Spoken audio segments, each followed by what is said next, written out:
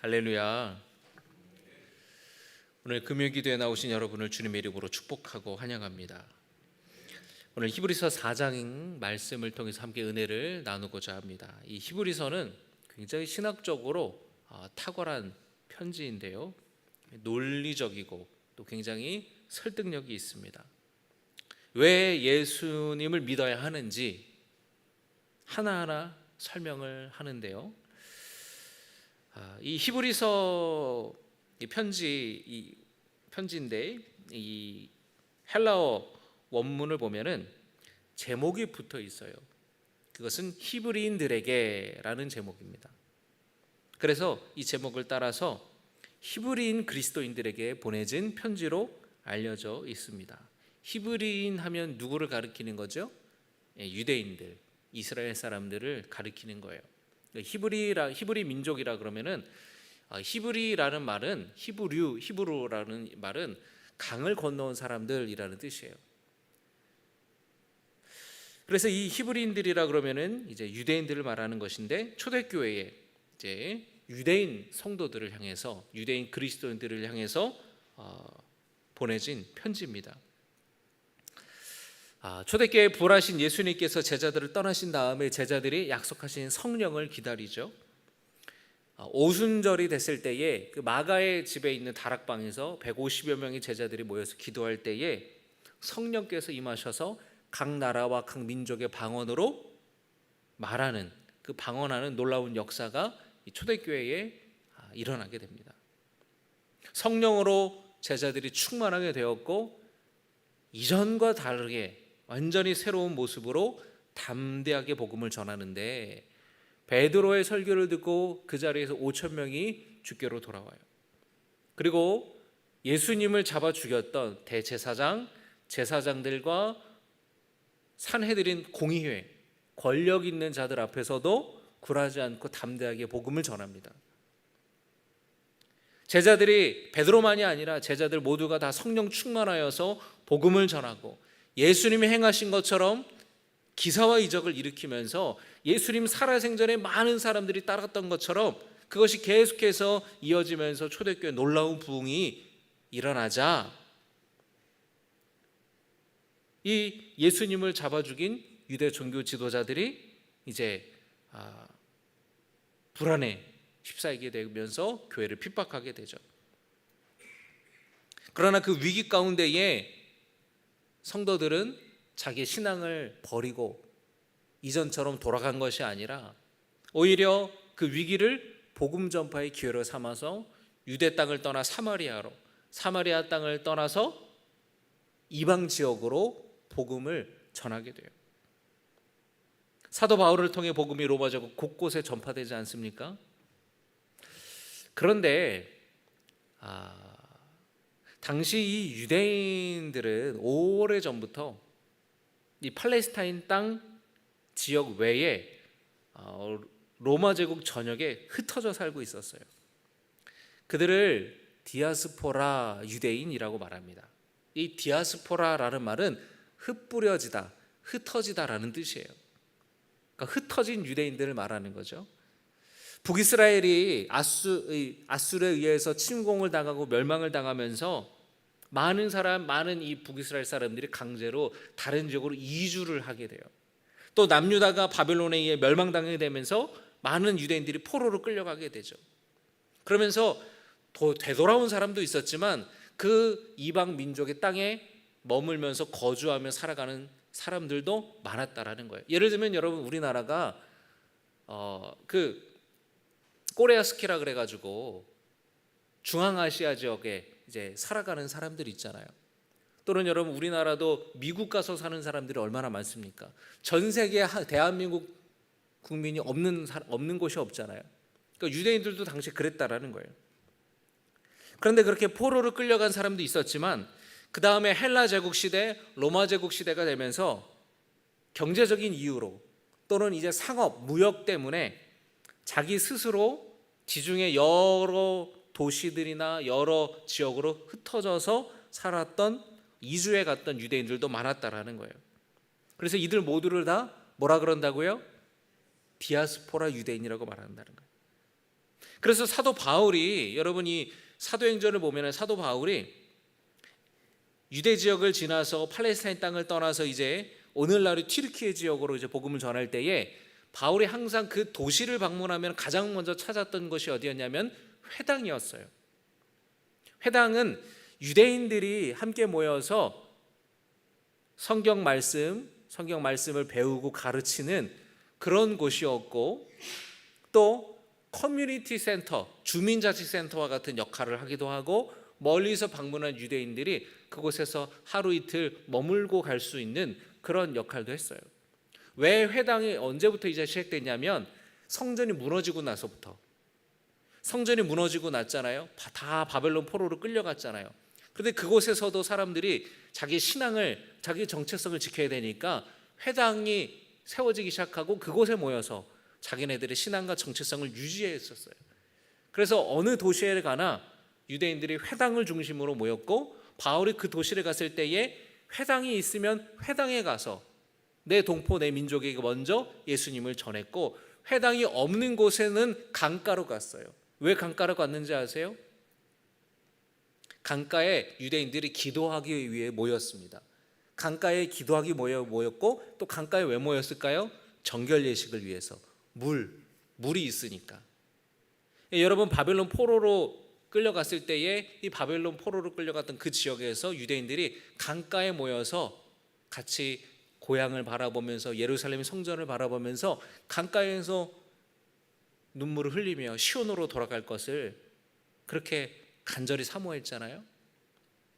자, 그래서 바울이 복음을 전할 때에 이미 그 로마 지역 곳곳에 유대인들이 흩어져 살았습니다. 회당을 찾아서 복음을 전했고 많은 유대인들이 주님께로 돌아왔어요. 그러니까 자, 여러분 보세요. 초대교회에 보면은 예루살렘을 중심으로 한 유대인 교회 공동체가 있었고, 바울이 복음을 전하면서 오늘날의 튀르키예 그리스 지역의 여러 도시를 방문하면서 이방인 교회 공동체가 세워졌잖아요. 그런데 이 이방인 교회 공동체에는 이방인들만 있었던 것이 아니라 누구도 있었을까요? 그곳에서 살다가 예수 믿게 된 유대인들도 같이 교회 안에 섞여 있었다라는 거죠. 물론 복음을 거부한 유대인들도 있었습니다. 바울의 사역을 방해하고 회방하고 핍박하고 거짓 교훈으로 아니라고 할례받고 율법을 지켜야 구원받는다고 그렇게 거짓 교훈을 전하는 유대인들도 있었어요. 그런 사람 때문에 많은 유대인 성도들이 때로는 혼란을 많이 겪기도 했습니다. 자, 이 얘기를 제가 왜 하냐면 히브리서가 쓰여진 배경을 말하기 위해서예요. 그래서 히브리서는 고난 때문에 믿음이 흔들리는 성도들에게, 또 그 거짓 교훈을 말하는 사람들 때문에 다시 유대교로 돌아가려고 하는, 율법으로 돌아가려고 하는 성도들에게 쓰여진 편지라는 거예요. 이해가 되시죠? 그래서 유대인 그리스도인들이 예수님을 올바르게 믿을 수 있도록 쓴 편지예요. 그래서 히브리인들에게 쓴 편지라 히브리서인 거예요. 그래서 히브리서에는 구약의 배경에 대해서 설명을 합니다. 예수님에 대해서, 예수님을 믿는 믿음에 대해서 구약의 배경을 통해서 이제 논리적으로, 아주 설득적으로 유대의 성도들에게 권면하고 있는 거예요. 그래서 오늘 4장의 말씀이지만, 오늘 사실은 이 성경을 여러분들이 우리가 한 단락 한 몇 절을 보지만, 사실은 이제 설교를 준비하려면은 그거만 보고서는 설교 준비를 할 수가 없어요. 그래서 히브리서 전체의 배경과 신학, 그리고 1장부터 이렇게 쭉 훑어가면서 설교를 준비하게 되는데, 히브리서 저자가 먼저 예수님에 대해서, 그러니까 예수님에 대해서 전하는 데 있어서 예수님이 우월성에 대해서 이야기를 해요. 1장에서 뭐라고 이야기하냐면 예수님은 천사보다 훨씬 더 뛰어나신 분이라는 거예요. 자, 여러분, 초대교회에 유대인들에게 천사 숭배 사상이 있다 그랬어요. 천사들이 보면은 하나님의 심부름꾼으로 일하잖아요. 그런데 예를 들면은 마리아에게 예수님을 잉태할 것을 가브리엘 천사가 알려주기도 하고, 또 초대교회 베드로가 감옥에 갇혔을 때에 천사가 이끌고 구출해 주기도 하고, 그리고 구약에도 보면은 천사가 등장하는 일. 그러니까 사람들이 천사에 대해서 굉장히 우월하고 뛰어나다라는 생각 그 넘어 숭배하는 사상까지도 갖고 있었는데, 지금 이제 히브리서 저자가 뭐라 그러냐면은 예수님은 천사보다 더 우월하신 분이라는 거예요. 히브리서 1장 3절의 말씀을 보겠습니다. 같이 읽겠습니다. 시작. 이는 하나님의 영광의 광채이시오 그 본체의 형상이시라. 그의 능력의 말씀으로 만물을 붙드시며 죄를 정결하게 하는 일을 하시고 높은 곳에 계신 지극히 크신 이의 우편에 앉으셨느니라. 4절입니다. 그가 천사보다 훨씬 뛰어남은 그들보다 더욱 아름다운 이름을 기업으로 얻으심이니. 할렐루야. 3절의 말씀 다시 띄워주세요. 예수님에 대한 기록이죠. 그분은 하나님의 영광의 광채시라는 거예요. 본체의 형상이시라는 거예요. 능력의 말씀으로 만물을 붙드시고 죄를 정결케 하시는 일을 하시고 높은 곳에 계신 지극히 크신 이 바로 하나님의 우편에 앉으신 분이다. 그가 천사보다 훨씬 더 어떤 분이라고요? 뛰어나신 분이다. 자, 그 다음에 3장에서 히브리서 저자는 뭐라 그러냐면은 예수님이 모세보다 더 뛰어나신 분이라고 말하는 거예요. 히브리서 3장 5절과 6절 보겠습니다. 같이 읽겠습니다. 시작. 또한 모세는 장래에 말할 것을 증언하기 위하여 하나님의 온 집에서 종으로서 신실하였고, 뭘로 신실했다고요? 하나님의 온 집에서 종으로서. 자, 그리고 6절 보겠습니다. 시작. 그리스도는 하나님의 집을 맡은 뭘로요? 아들. 모세는 뭐예요? 종. 예수님은 아들이라는 거예요. 종이 뛰어나요? 아들이 뛰어나요? 아들이 뛰어나잖아요. 모세보다 예수님이 더 위대하시고 우월하신 분이라는 거예요. 같이 계속해서 읽겠습니다. 아들로서 그와 같이 하셨으니 우리가 소망의 확신과 자랑을 끝까지 굳게 잡고 있으면 우리는 그의 집이라. 모세는 하나님의 집에서 일한 종이지만 예수 그리스도는 하나님의 집을 맡은 아들이시라는 거예요. 여러분, 모세가 누굽니까? 구약의 가장 권위 있는 영적인 지도자잖아요. 모세는 단순히 정치 지도자가 아니에요. 구약에서 모세는 선지자입니다. 영적인 지도자예요. 애굽에서 학대받던 이스라엘 백성들을 탈출시켜서 홍해를 건너게 되고 광야에서 생활하면서 수많은 위기 가운데서 민족을 이끌었던 지도자였기도 했지만 하나님과 대면했던 자고 하나님의 뜻을 백성들에게 전했던 영적인 지도자, 선지자였어요. 여러분, 유대인들에게 가장 권위 있는 사람 모세, 다윗, 그리고 엘리야, 이 세 사람이에요. 여러분, 그 모세, 히브리서 저자는 모세가 정말로 하나님을 섬겼던 신실했던 종이라는 것을 분명히 인정해요. 모세를 부정하는 게 아니고 모세를 깎아내리려고 하는 게 아닙니다. 여러분, 오해하지 마시기 바랍니다. 히브리서 저자는 그런 의도로 표현한 것이 아니라 유대인들이 정말 대단한 영적인 권위를 가지고 있다고 생각하는, 그렇게 존경했던 모세보다 누가 더 권위가 있으시다라는 거예요? 예수님이 더 권위가 있으시다라는 것을 말하고 싶은 거예요. 자, 여러분, 이 편지를 지금 보고 받아서 읽고 이 편지 내용을 보는 사람이 누구라 그랬어요?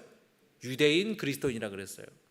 그러니까 유대인 그리스도인들에게 예수님이라는 분이 그런 분이구나, 천사보다 더 뛰어나신 분이구나, 모세보다도 더 위대하신 분이구나, 지금 그거를 알려주기 위해서 이 히브리서 저자가 지금 이 내용을 하고 있는 거예요. 그리고 여러분, 유대인들이 권위 있는 영적인 대단하게 권위를 가지고 있는 사람을, 어떤 사람을 그렇게 권위가 있다고 생각했냐면 제사장, 그리고 제사장 중에서도 대제사장을 아주 권위 있는 영적인 지도자로 여겼습니다. 히브리서 저자가 그런데 뭐라 그러냐면요, 예수님이 우리의 큰 대제사장이시라고 얘기해요. 우리 4장 14절 우리 함께 보실 말씀이죠. 14절 같이 읽겠습니다. 시작.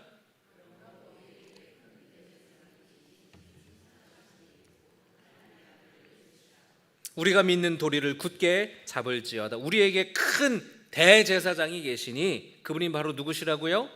승천하신 분, 곧 하나님의 아들 예수시라는 거예요. 여러분, 일반적으로 우리가 제사장 하면은 이미지가 좋아요, 나빠요?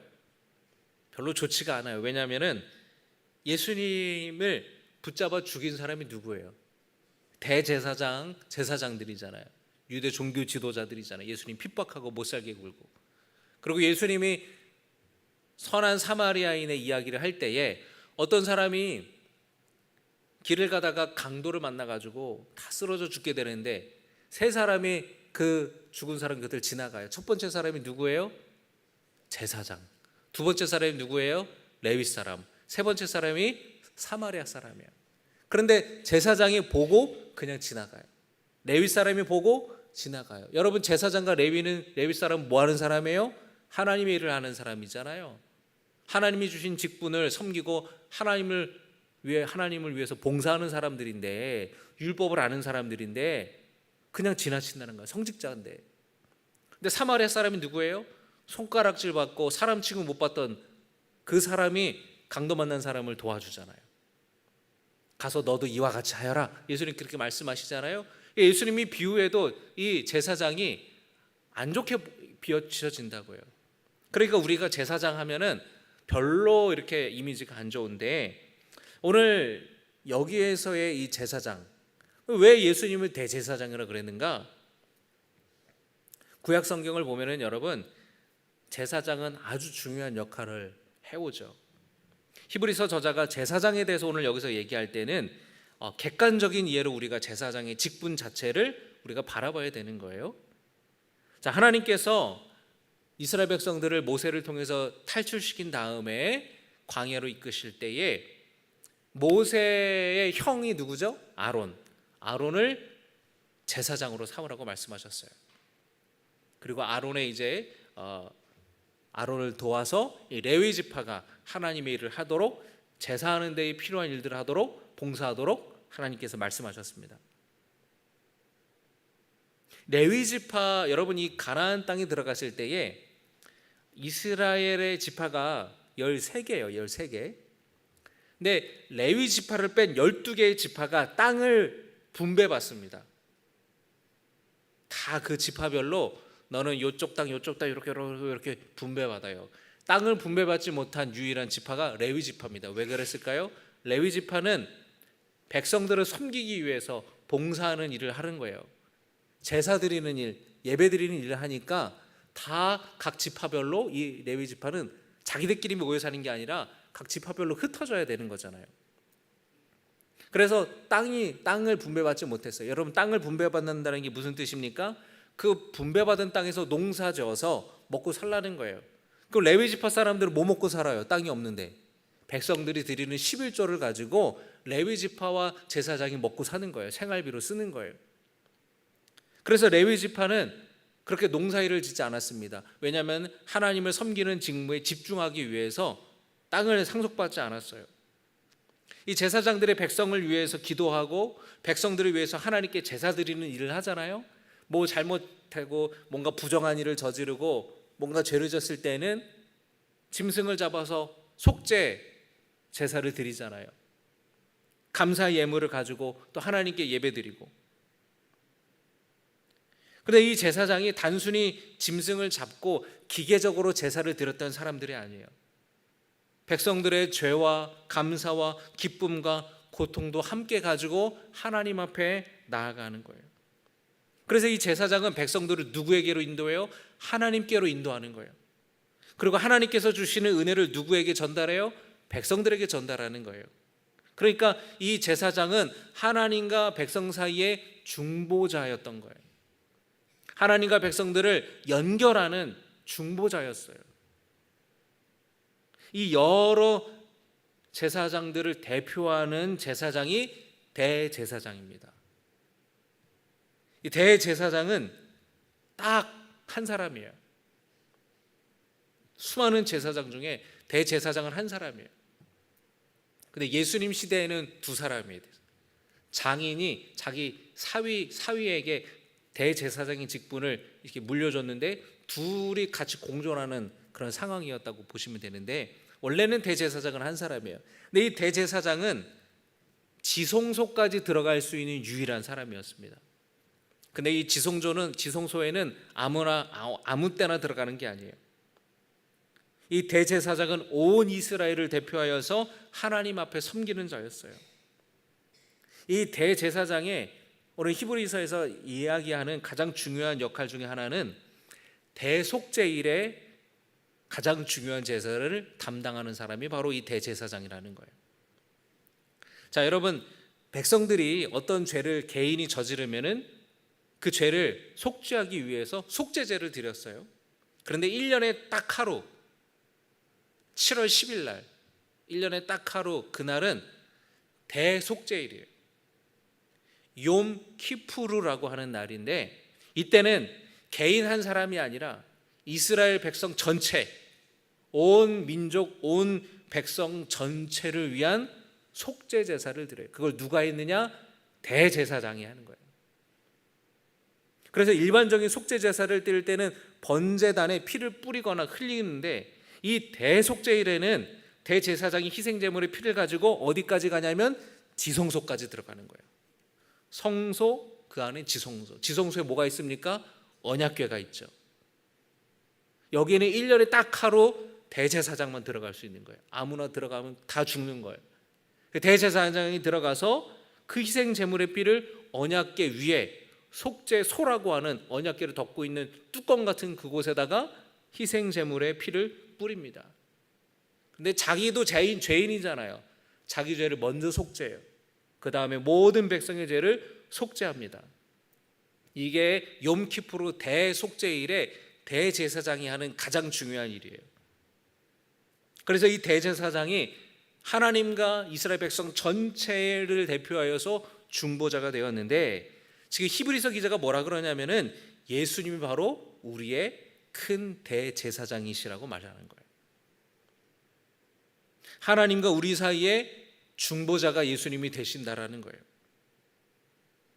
그런데 이 대제사장의 직무는 하나님의 새 언약의 중보자라는 거예요. 놀라운 첫 번째 사실은 뭐냐면 예수님께서 스스로 희생제물이 되셨다라는 거예요. 여러분, 대제사장은 자기 스스로가 제물이 되지 않잖아요.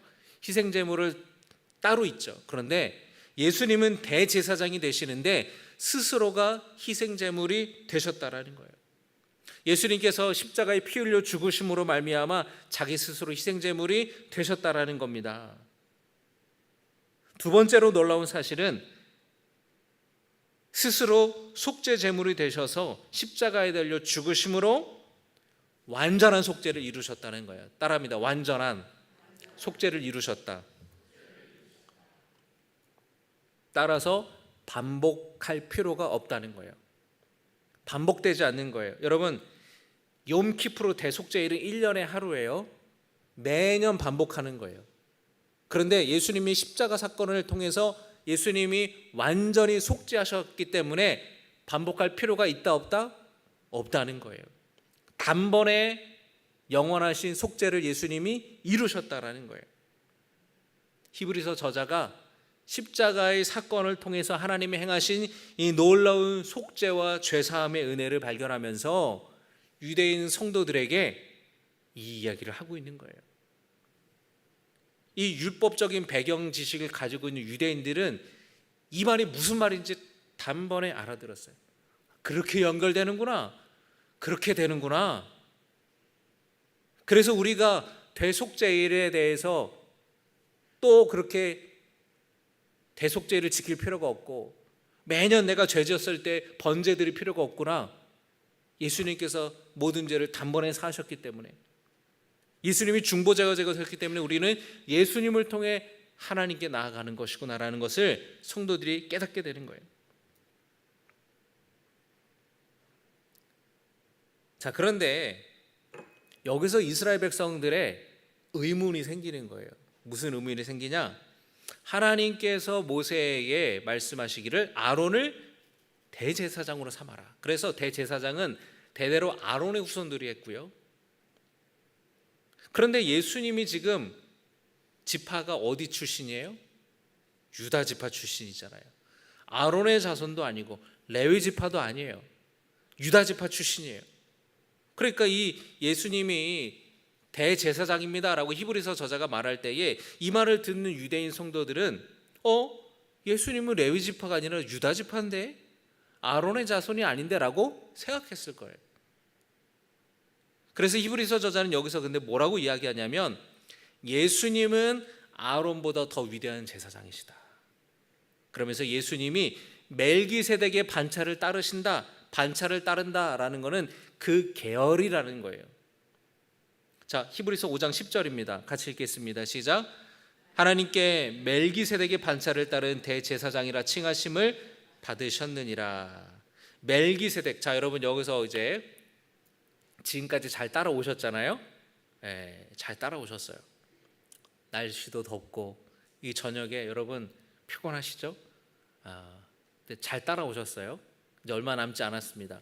자, 멜기세덱 하니까 머리가 갑자기 복잡해지는 것 같아서 멜기세덱이 또 누구야? 멜기세덱은 누구냐면 아브라함 시대 때에 하나님을 섬긴 제사장인데 성경에서 가장 첫 번째 등장하는 제사장이에요. 자, 창세기 14장 18절입니다.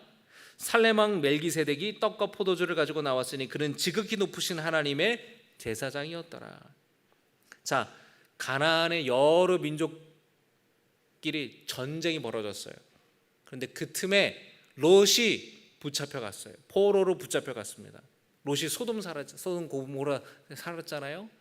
거기 이제 싸움에 휘말려가지고 롯이 포로로 끌려가니까 아브라함이 자기 수하 있는 300여 명의 사람들을 데리고 롯을 구출하러 가요.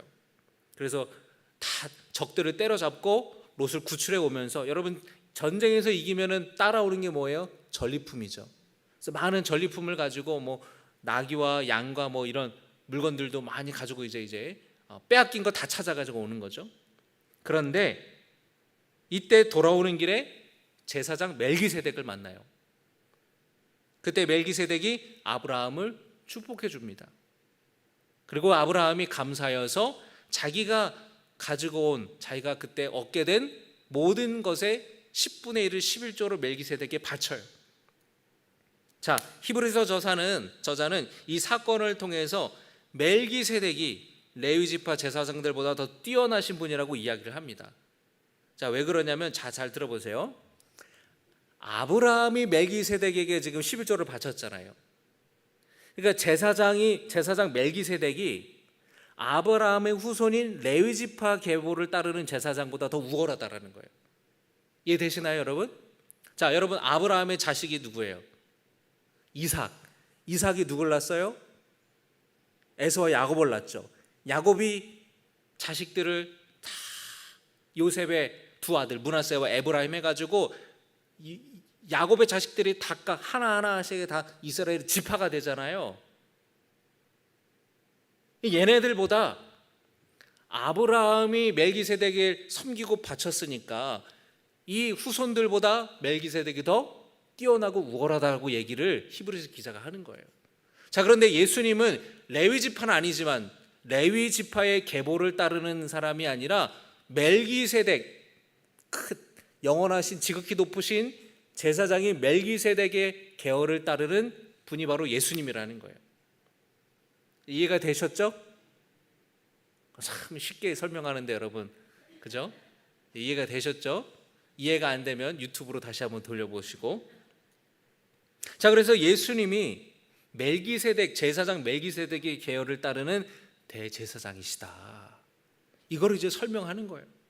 그러니까 이스라엘 이 유대인 그리스도인들이 지금 여러분이 그런 것처럼 그렇구나, 예수님이 그런 분이시구나, 천사보다 뛰어나시고 모세보다 뛰어나시고 대제사장보다 뛰어나신, 그래서 큰 대제사장이 되시는 분이 바로 예수님이시구나. 그 대제사장은 스스로 희생제물이 되셔서, 속죄제물이 되셔서 십자가의 피를 흘리셨고 더 이상 반복하지 않는 완전한 속죄를 주님이 이루셨구나, 그렇구나 라는 것을 깨닫게 해주는 거예요.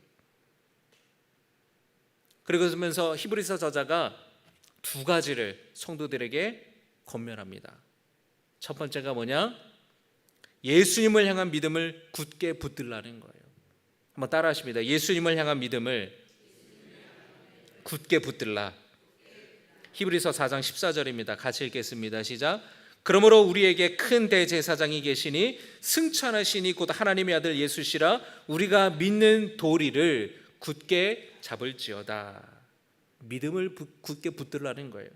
고난이 찾아와서 믿음을 포기하고 싶고 예수님을 뒤로하고 다시 율법주의로 유대교로 되돌아가려고 하는 그 마음을 가진 성도들에게 히브리서 저자는 예수님을 향한 믿음을 굳게 붙잡으라고 복음을 붙들라고 권면하는 겁니다.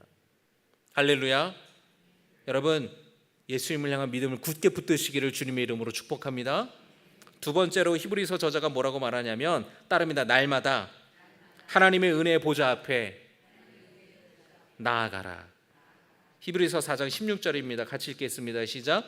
그러므로 우리는 긍휼하심을 받고 때를 따라 돕는 은혜를 얻기 위하여 아멘. 은혜의 보좌 하나님이 계신 곳이죠. 크고 완전하신 대제사장 예수님이 중보자가 되어주셔서 하나님께로 나아가는 길이 우리에게 열렸어요. 그곳을 향해 담대하게 나아가라는 거예요.